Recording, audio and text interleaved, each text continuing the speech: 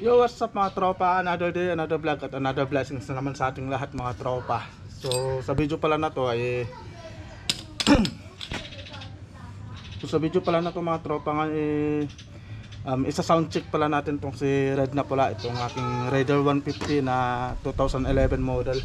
So bali kanina pala bumiyahe ako mga tropa, no, at medyo nagbabackfire kasi kanina.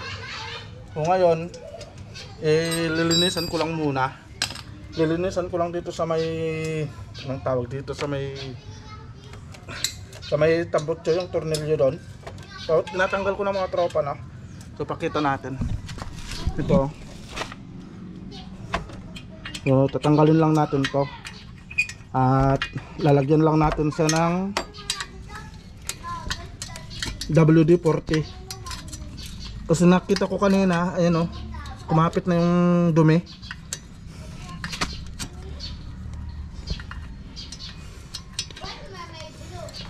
So kailangan nating linisan lagi ito mga tropa, o i-check natin lagi kasi minsan ito nangangalawang. Pag ito napabayaan natin, pag ganun na tatanggalin natin, yun na yung umpisa na maaring maputol sa may block. So may hirapan tayo na magtanggal nyan. So pag tinanggal natin yan, kailangan pa nating ibaba o tatanggalin yung head mga tropa. So kailangan nating maintenance yung tawag dun para maiwasan yung pagbaklas ng makina. So ito mga tropa, no, linisan lang natin to ng WD-40, pero yung isa mga tropa na linisan ko na yon. So ito na lang. Alright mga tropa, so ito yung ginagamit ko, WD-40. Pinanglilinis ko ng mga tornilyo. Ito. Para hindi siya mangalawang. Lalo na ngayon mga tropa, tag-ulan, di ba? Kaya mangangalawang talaga yan pag napabayaan. Alright. So kanina pala, bumiyahe ako papunta sa bayan, nagbabackfire. Yun pala, ito, medyo maluwag siya.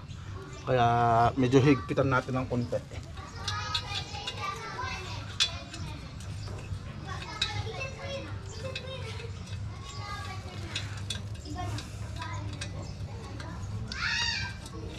Kasi pag hindi natin ginawan ng maintenance itong mga motor natin mga tropa, no, pag hindi tayo o nagpabaya tayo sa maintenance na, tayo din yung mahirapan.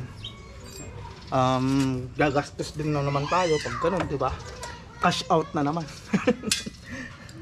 Alright mga tropa, no, so nagawa na natin.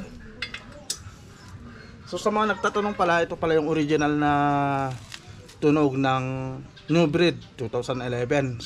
So ito mga tropa, no, itong tambutso ng Raider 150 natin is stock yan mga tropa, walang kalkal yan, hindi yan kalkal, stock yan. So sa mga nagtatanong kung kalkal na ba yung canister ng aking New Breed mga tropa, hindi pa po, stock pa po yan. Alright, so papandarin natin, so papakinggan natin kung paano ba ang tunog ng isang New Breed original sound, original sound. Ito pala mga tropa, wala pala tayong starter kasi sira na yung starter ng motor ko mga tropa. Alright mga tropa, sound check tayo sa original sound ng New Breed 2011.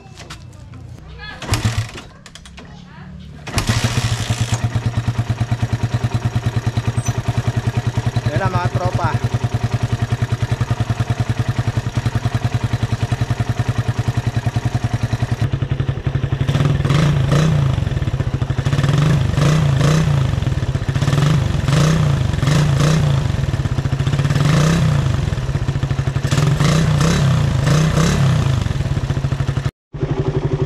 Alright mga tropa, no, so titestingin natin yung original na tunog ng isang New Breed 2011.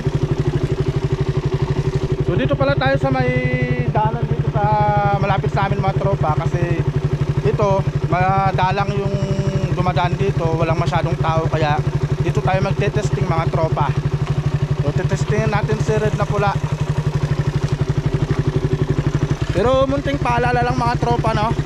At pag lagi tayong sasakay ng motor, lagi tayo magsusot ng helmet kahit na half face lang para sa protection natin mga tropa. So sa mga nagmumotor na halos hindi ginagamit ang helmet, wag po natin ugaliin yan kasi dapat mag helmet po tayo lagi tuwing sasakay po tayo ng mga motor natin. Malapit man o malayo yung pupuntahan natin, kailangan mag helmet po tayo lagi.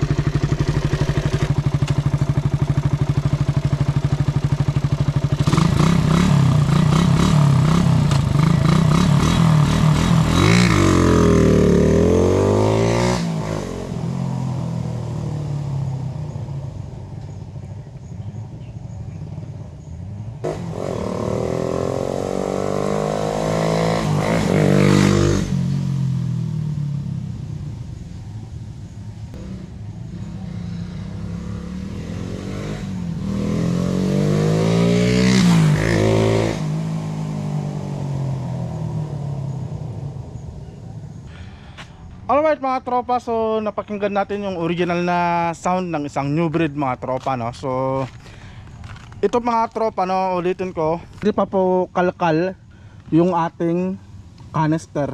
So stock pa po yan mga tropa. Yan, no, 25G. Napakarami ng gas-gas nan mga tropa. Kasi syempre nabili lang natin tong motor natin second hand. Pero yung canister, yan pa rin po yung original nya. Alright, so yun lang yung vlog natin mga tropa, no, sa mabilisan lang. At pinarinig ko lang po sa inyo kung paano yung original na tunog ng isang new breed 2011 model mga tropa. Alright, so dito na matatapos tong vlog natin mga tropa. So see you po sa next na vlog natin.